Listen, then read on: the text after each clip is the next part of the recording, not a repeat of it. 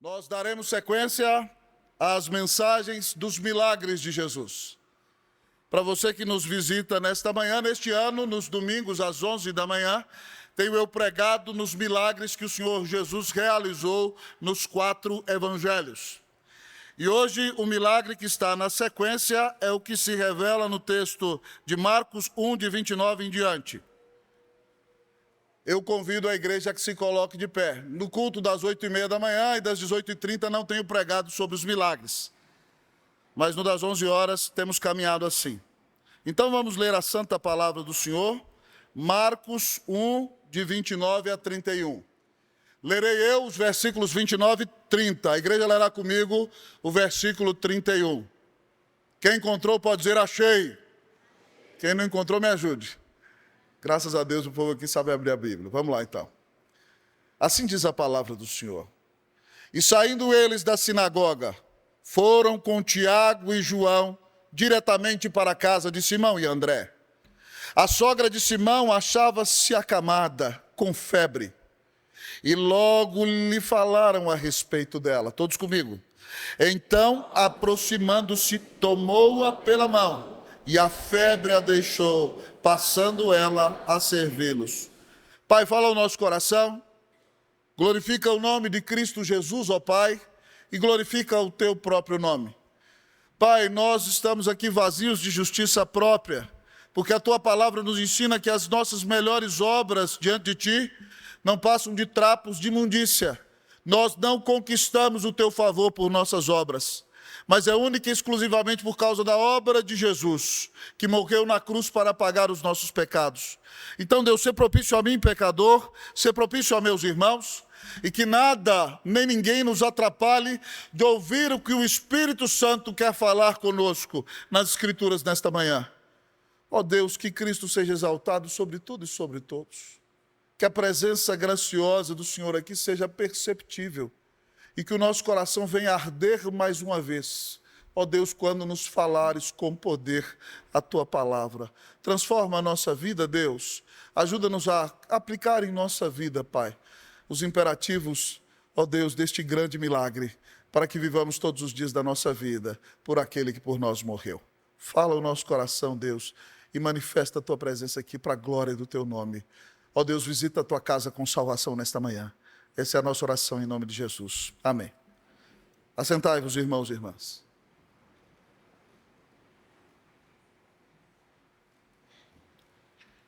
Queridos irmãos, quando eu fui pastor no Chile, 7 anos, um dos hinos que eu mais gostava dizia assim no seu coro: Hay poder, poder, sin igual poder en Jesús, quien murió.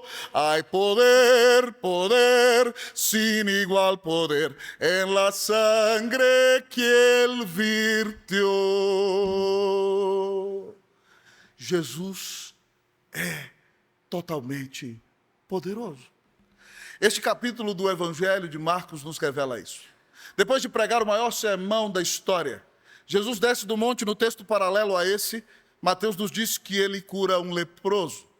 E depois de curar o leproso, ele entra na cidade de Cafarnaum, e era o dia do Senhor, e ele prega um sermão maravilhoso na sinagoga. E quando ele prega, todos ficam perplexos, porque dizem: nunca vimos o homem pregar com uma autoridade como essa. Ele prega diferente dos fariseus e dos religiosos. E quando Jesus termina de pregar a sua maravilhosa mensagem na sinagoga de Cafarnaum, se manifesta um demônio em um homem. E aí o demônio diz o seguinte: Jesus, Filho de Deus, que vieste fazer aqui? Vieste para perder-nos? Bem sabemos que és o Santo de Deus. E o Senhor Jesus repreende o demônio e diz: cala-te e sai deste homem. E o demônio, fazendo um grande espetáculo, agita aquele homem e o homem cai no chão. Imagine se isso acontecesse aqui nessa manhã. Talvez alguns de vocês levantariam dos bancos e sairiam correndo. Todos ficaram perplexos, porque viram que Jesus tem poder e autoridade para expulsar os demônios com a palavra. Depois de mostrar que tem autoridade sobre os demônios, e depois de mostrar que tem poder e autoridade na pregação, o Senhor Jesus vai à casa de Pedro, onde vai provavelmente comer um bom almoço, e cura a sogra de Pedro de sua enfermidade. Então, neste capítulo, ele revela que tem poder na pregação, tem poder sobre os demônios e tem poder sobre as enfermidades. E depois que ele prega, depois que ele almoça e cura a sogra de Pedro e ela passa a servi-lo, todas as pessoas da cidade de Cafarnaum ficam sabendo o que Jesus fez naquele dia. E uma grande multidão vai à porta da casa de Pedro. Em Cafarnaum até hoje existem as ruínas da casa de Pedro. E de repente então o Senhor Jesus começa a curar muitas pessoas ali, expulsar muitos demônios. E você vê que o poder de Jesus influencia uma cidade e transforma toda uma sociedade. Ao percebermos que o poder de Jesus é poder na pregação da palavra, é poder sobre os demônios, é poder de curar e poder de transformar uma cidade, uma civilização, nós vamos focar os nossos olhos, principalmente nesta cura que a sogra de Pedro recebeu. E ao olharmos para este milagre tão maravilhoso, nós cremos que o Senhor Jesus tem poder de visitar o nosso coração com cura nesta manhã. E o texto nos apresenta aqui alguns imperativos de um grande milagre. Imperativos de um grande milagre. Pastor, depois de vermos que Jesus tem tanto poder, quais são então as implicações que se exigem de nós? Quais são os imperativos de um grande milagre? Ao olharmos para o texto, o primeiro imperativo de um grande milagre que o texto nos ensina é: receba a Cristo Jesus. O primeiro imperativo de um grande milagre é: receba a Cristo Jesus. Versículo de número 29 disse: e saindo eles da sinagoga, foram com Tiago e João diretamente para a casa de Simão e André. Você verá que acontecerá um grande milagre na casa de Pedro. Mas para que isso acontecesse, foi necessário que Pedro tivesse um coração disposto para receber o Senhor Jesus em sua casa. Como vos disse, aquele foi um dos dias mais apoteóticos do ministério de Jesus na Galiléia. Ele prega o sermão, ele cura um leproso, ele prega na sinagoga, ele cura o servo de um centurião, e agora ele vai para a casa de Pedro. Ah, queridos amigos e irmãos, Pedro o recebe com o coração aberto, com portas abertas. Então não há lugar para aquela piada infame que você tem ouvido em muitos lugares. Quando as pessoas não respeitam o Senhor, muita gente diz o seguinte: por que Pedro negou a Jesus? E alguns já deram um sorriso por causa da piada infame, né? Porque ele curou a sogra dele. Uma vez, um grupo de pastores viajava para pregar numa cidade. Estava ali o reverendo Franz Leonard Chalkwich, Francisco Leonardo, sogro do reverendo Augusto Nicodemos. E aí um pastor mais jovem, querendo fazer piadinha: pastor, o senhor sabe por que Pedro negou Jesus? Não. Porque ele curou a sogra dele. Reverendo Francisco respondeu: não gostei. A palavra de Deus diz que não pode se tomar o nome do Senhor em vão. Não é boa piada. Ele: desculpa, pastor.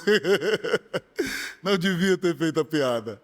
Mas aqui, você percebe que o próprio Simão e o próprio André são os que mandam buscar a Jesus, que vai junto com Tiago e João para receberem o Senhor Jesus em sua casa, para hospedá-lo, para que ele tenha um momento de almoço precioso e abençoado, mas também para que ele visite a sogra de Pedro, que está enferma, com uma cura sobrenatural, que é obra das mãos do próprio Senhor Jesus.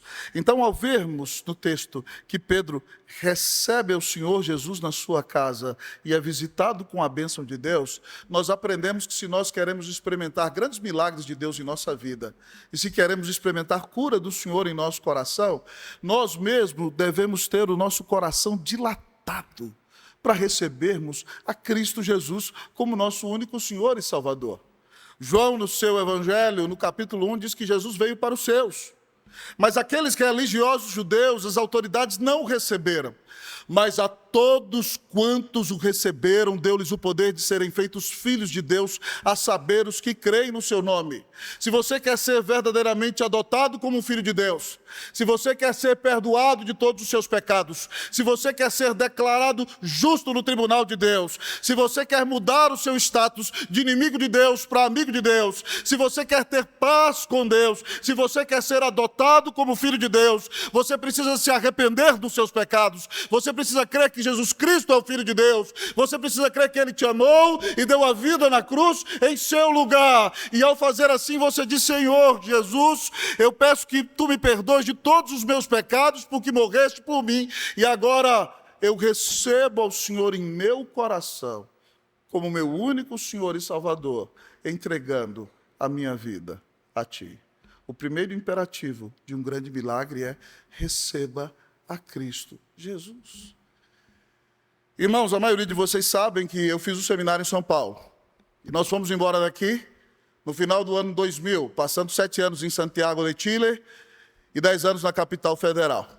E depois de 18 anos, quando nós voltamos, eu voltei a pregar na igreja que ajudei a plantar, a igreja presbiteriana do Jaraguá. E qual não foi a minha alegria ao encontrar ali uma querida irmã que se aproximou de mim e disse: pastor, há 20 anos atrás, em 2019 eu lá estive, eu vim a essa igreja pela primeira vez. E o Senhor pregou sobre o vento do Espírito, em João 3,8. O vento sopra onde quer, ouves a sua voz, mas não sabes de onde vem nem para onde vai. Assim é todo aquele que é nascido do Espírito. E ela disse: pastor, enquanto o Senhor pregava, era como se eu sentisse que o vento do Espírito Santo de Deus soprava em minha vida. E naquele dia eu criei em Cristo Jesus, fui perdoada de todos os meus pecados, o recebi como meu Senhor e Salvador, minha vida foi transformada, eu vivia amaziada com meu marido, e porque Jesus entrou na minha vida, nós nos casamos, nós fomos transformados, e até hoje, 20 anos depois, nós estamos servindo ao Senhor Jesus. Eu só pude dar glória a Deus, irmão, porque isso não é obra de homem. Eu não tenho o poder de mudar o coração de ninguém. Só o Espírito Santo pode fazer isso. Mas que alegria encontrar aquela mulher ali, com seu esposo, seus filhos, com uma família abençoada, depois de 20 anos que ela ouviu uma mensagem. Eu não me lembrava da mensagem, e ela se lembrava. Porque o Espírito Santo entrou na vida dela, e ela recebeu a Jesus.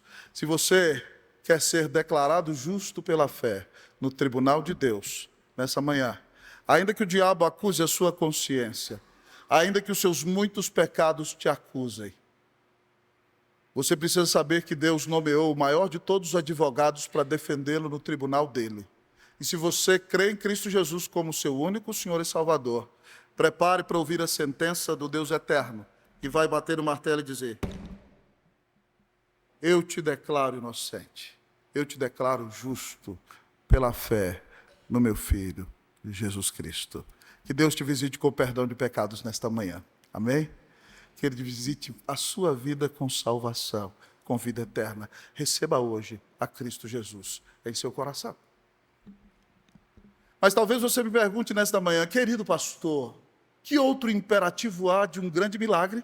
O primeiro é: receba a Cristo Jesus. Mas o segundo imperativo de um grande milagre que o texto nos apresenta é: clame a Cristo Jesus. Clame a Cristo Jesus. Olhemos para o texto. Versículo de número 29 e 30. E saindo eles da sinagoga, foram com Tiago e João diretamente para a casa de Simão e André. A sogra de Simão achava-se acamada, com febre, e logo lhe falaram a respeito dela. Então, aproximando-se, tomou-a pela mão, e a febre a deixou. O segundo imperativo é: clame a Cristo Jesus. Ali está Jesus na casa de Pedro. Eles não podem perder aquela oportunidade. Provavelmente em outro cômodo reservado está ali a sogra do apóstolo, enferma, de cama. Lucas, quando cita esse texto, porque era um médico amado, diz a nós que ela tem uma febre altíssima. E Mateus, quando narra esse texto, diz que ela está literalmente ardendo em febre. Aquela região de Cafarnaum, amados amigos e irmãos, ficava próxima à região do Jordão. E naqueles dias de Jesus acontecia que eles eram picados por mosquitos ali, e alguns sofriam de uma terrível malária, que permitia que houvesse neles uma febre intensa, e muitos morriam de febre. Provavelmente a sogra de Pedro está literalmente com 40 graus de febre, e já não há esperança alguma de que ela seja curada.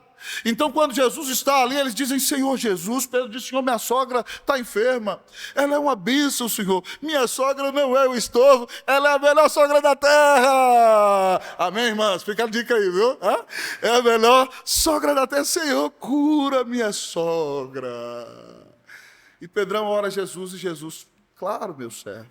E a Bíblia diz que o Senhor Jesus a tomou pela mão, e pelo poder que ele tem, a febre a deixou naquele exato momento.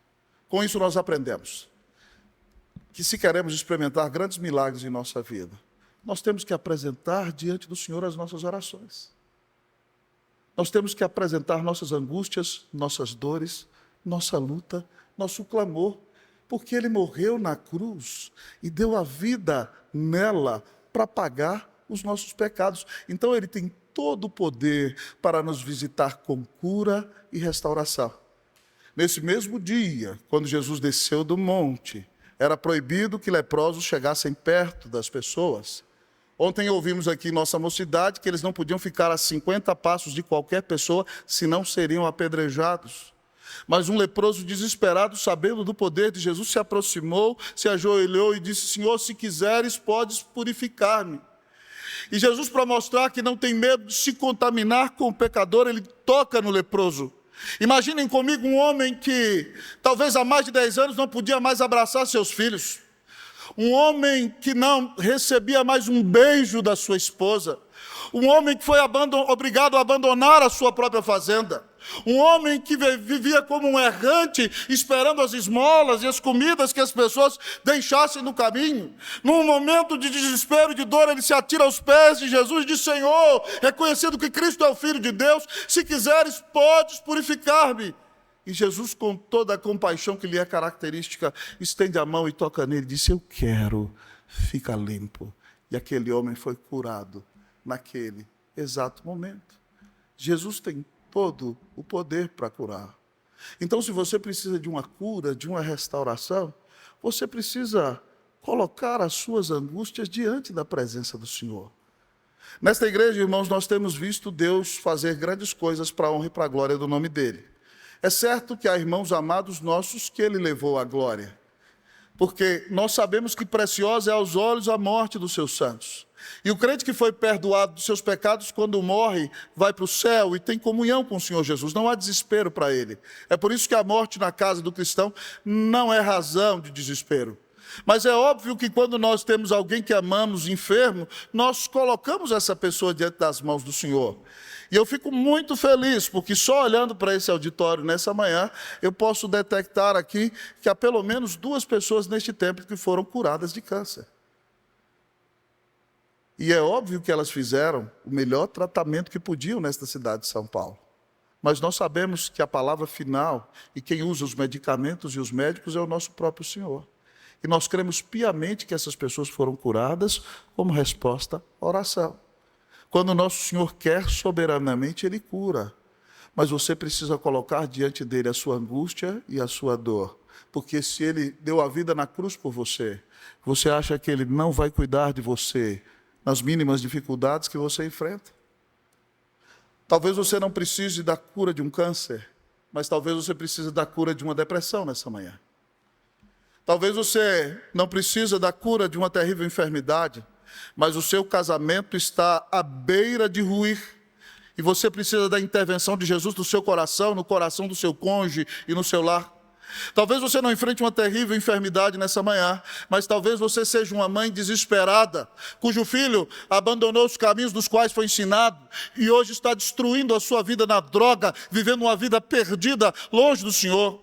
Querida mãe, eu quero lhe dizer nesta manhã que Jesus tem todo o poder para curar. E a palavra de Deus diz que os impossíveis dos homens são possíveis para Deus.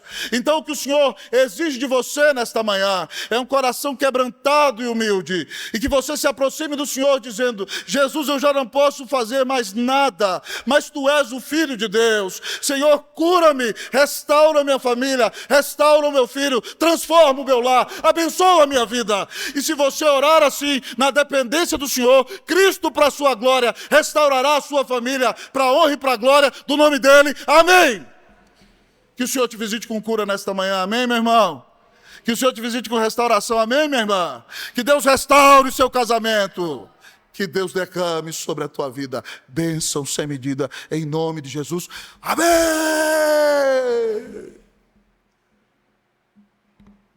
Que grande Salvador é nosso Senhor Jesus. Ele tem todo o poder. Você quer ser restaurado nessa manhã? Você precisa de uma visitação de Deus em sua vida? Você quer experimentar verdadeira transformação em seu coração? Você precisa de um milagre do Senhor Jesus. Quais são, pastor, os imperativos de um grande milagre? O primeiro, você já sabe: receba a Cristo Jesus. O segundo também, clame a Cristo Jesus. Mas ao olharmos para o texto, o último imperativo de um grande milagre, está anotando para botar no Instagram, né, Lari? Então pode aí vai o último imperativo de um grande milagre. Sirva a Cristo Jesus. Sirva a Cristo Jesus. Vamos ler versículo 31, todos comigo? 1, 2, 3. Vai aparecer ali na tela para você ler. Versículo 31. Vamos lá?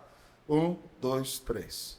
Então, aproximando-se, tomou-a pela mão e a febre a deixou, passando ela a servir-os. É impressionante, irmão. Imagine que você está vivendo um momento de terrível enfermidade e você está à beira da morte e de repente alguém ora por você e você é curado. Qual vai ser a sua reação nesse momento? A primeira reação é agradecer. É dizer: louvado seja Deus, que bênção. Como é que eu posso servir a você, que foi um instrumento de Deus para que eu fosse curado, para a honra e para a glória do nome de Jesus? O texto nos ensina, irmãos, que quando nós, de fato, vivemos para experimentar a cura, a reação que nós devemos ter depois de sermos curados pelo Senhor e recebermos um grande milagre em nossa vida, é dedicar a nossa vida a servi-lo com todo o nosso coração. A sogra de Pedro teve sua mão tocada pelo Senhor Jesus. E quando o próprio Filho de Deus a toma pela mão, ele tem poder sobre as enfermidades e a febre a deixa. E aquela mulher, sem que ninguém lhe pedisse nada, com grande voluntariedade e alegria no coração, se levanta, vai para a cozinha, começa a mexer nas panelas, termina o almoço, e talvez o Senhor Jesus comeu um peixinho maravilhoso em Cafarnaum, servido por aquela irmã, que foi curada, experimentou um grande milagre, e agora tem o prazer de dedicar a sua vida para servir ao Senhor Jesus. Ah, queridos amigos e irmãos, Lucas, no seu Evangelho, no capítulo 8, versículo 1 e 2, conta que quando o Senhor Jesus realizou o seu ministério na Galileia, ele ia pregando o Evangelho, e de cidade em cidade, de aldeia em aldeia, e os 12 iam com ele. Mas ia também um grupo de mulheres, das quais Jesus tinha visitado com cura e tinha expulsado delas alguns demônios. O texto diz que com ele ia Maria Madalena, da qual ele tinha expulsado 7 demônios. Também ia Joana, mulher de Cusa, que era procurador de Herodes. Também ia com ele Susana, veja bem, uma mulher com nome latino, ela não era judia, era romana, e diz que iam muitas outras mulheres. E naquela viagem o objetivo delas era servir ao Senhor Jesus, porque foram mulheres curadas de posses, e os apóstolos estavam numa escola e precisavam comer. E elas sustentaram a missão do Senhor Jesus com seus bens, sem que ninguém lhes pedisse nada. É por isso que na igreja presbiteriana, quando você vem aqui, você não vai ver uma chantagem de pessoas te pedindo oferta. Porque nós acreditamos que a oferta é uma expressão de gratidão voluntária de alguém que teve um coração transformado. Aqui, você não vai ver alguém dizendo, se você der 100, Deus vai te dar 1000. A Bíblia não nos ensina a fazer isso. Quando eu tenho certeza do tamanho da bênção que eu recebi, a minha reação natural é dedicar a minha vida, meus dons, meus talentos, minhas ofertas, para a honra e para a glória do nome do Senhor. Eu mesmo, irmãos, fui muito abençoado, certa vez, por uma pessoa que Deus converteu em nosso ministério. Lá naquela época, no ano 2000, quando servia ali na igreja presbiteriana do Jaraguá, no Pico do Jaraguá, um dia de manhã, os mais velhos de Unidas já ouviram essa história, eu estava pregando, e veio uma irmã muito querida, que era portuguesa, casada com um português, e ele não queria que ela viesse à igreja. E ele já estava bêbado às 9 horas da manhã. E ela veio à igreja com seu filhinho, com sua mãe, e ele chegou na porta da igreja, eu quero minha mulher, já falei que minha mulher não era para vir na igreja, todo pastor é ladrão, e não sei o que das quantas, e gritando, e os diáconos o acalmaram. E ele entrou e assistiu ao culto. E naquele dia eu preguei que Deus é um Deus santo, que nós somos pecadores, mas que Deus nos amou e mandou Jesus morrer na cruz por nós. E conclamei como fiz com vocês, aqueles que se arrependessem e crescem em Jesus seriam salvos e perdoados se entregassem sua vida a Ele. E no final daquele culto eu disse o seguinte, se você creu em Jesus e recebeu a salvação, fique de pé, eu gostaria de orar por você. E depois eu disse, vem à frente. E aquele homem que entrou na igreja bêbado veio à frente. E eu falei assim, Mateus, esse aí não entendeu nada. Isso aí, né, usando a linguagem pessoal, está mais mamado na cachaça do que tudo. Né? Sabe de nada. Mas no domingo seguinte ele voltou, irmãos. E no outro domingo ele voltou. E ele parou de beber. E ele se tornou o melhor marido do mundo. Se tornou um excelente pai. Foi para a classe de novos membros, eu ensinei a ele. Depois ele foi batizado. E quando eu fui me casar com Cleuzinha, no ano 2000, ele se aproximou e disse o seguinte, meu amado pastor, Deus usou para transformar a minha vida. Eu quero expressar gratidão ao Senhor, cuidando do Senhor. Eu falei, o que você quer, meu irmão? Eu quero dar todo o terno do seu casamento, meu pastor. Eu falei, meu irmão, não precisa. Ele, não, faço questão. Português, né? Faço questão, reverendo. Tá bom, meu irmão. Ele falou assim, pastor, mas a gratidão vai ser completa. Eu vou dar o terno, eu vou dar o sapato, eu vou dar a camisa, eu vou dar o cinto, eu vou dar a gravata, eu vou dar o lenço, eu vou dar até a roupa íntima. E eu fui abençoado por aquele homem que foi transformado por Jesus. Quando você entende o tamanho da salvação que recebeu, irmão, é um privilégio consagrar sua vida ao Senhor. É um privilégio separar tempo todos os dias para ler a palavra. É um privilégio orar ao Senhor. É um privilégio vir aos cultos. E é um privilégio consagrar a sua vida a Deus. Porque você sabe que nunca ninguém te amou como Cristo Jesus, que deu a vida na cruz para pagar os teus pecados. E é como o apóstolo Paulo diz em Romanos 8,32, aquele que não poupou o seu próprio filho, antes por todos nós o entregou, porventura não nos dará graciosamente com ele todas as coisas? Ou seja, se ele já deu por você aquele que ele tinha de melhor, ele não vai cuidar de você nas mínimas coisas? É o argumento do maior para o menor. Se ele já deu o melhor, ele não vai cuidar de você em toda situação?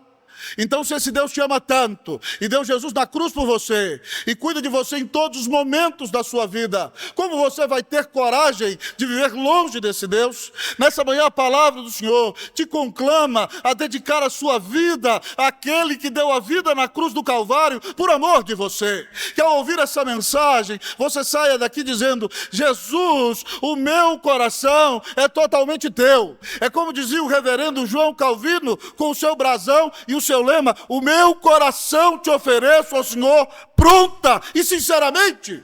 Que você entregue o seu coração ao Senhor, e você vai sair daqui e continuar trabalhando onde você trabalha, fazendo tudo onde você faz, mas agora você não faz para si mesmo, você faz para a glória de Deus, você faz por amor, você faz para honrar aquele que morreu por você, você faz para ser uma bênção nesse mundo, porque Cristo te comprou com sua vida na cruz do Calvário. Você agora não vive mais para si, você vive para servi-lo, porque nunca ninguém te amou como Jesus te ama. Eu quero lhe perguntar nesta manhã: você tem experimentado um grande milagre em sua vida?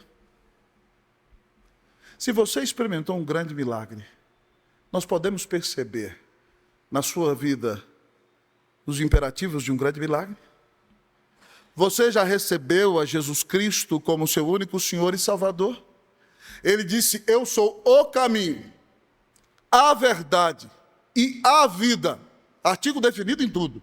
O caminho, a verdade e a vida. Ninguém vem ao Pai, senão por mim. Jesus se apresenta como o único caminho que pode levar o pecador a Deus. Paulo diz dele que ele é o único mediador entre Deus e os homens. 1 Timóteo 2,5 está na Bíblia. Se ele é a única ponte que pode te levar a Deus, você já recebeu a Cristo como seu único Senhor e Salvador? Se você está enfrentando grandes angústias, você já apresentou diante do Senhor a sua luta e o seu clamor? Se você recebeu tão grandes bênçãos, você continua olhando só para o seu próprio umbigo e é a pessoa mais egoísta da terra e vive só para você? Ou agora você vive para servir ao Senhor e servir ao povo pelo qual Ele morreu? Hoje o Senhor nos dá imperativos claros se nós queremos viver o maior de todos os milagres em nossa vida, que é a salvação de nossa alma. Receba a Cristo Jesus. Clame a Cristo Jesus. Sirva a Cristo Jesus. Que o Jesus que morreu na cruz para pagar os teus pecados e ressuscitou, te visite com salvação, te visite com restauração, te visite com cura. Que o Senhor realize nesta manhã na tua vida o maior de todos os milagres. Que Deus te restaure em nome de Jesus, para a glória de Jesus. Amém.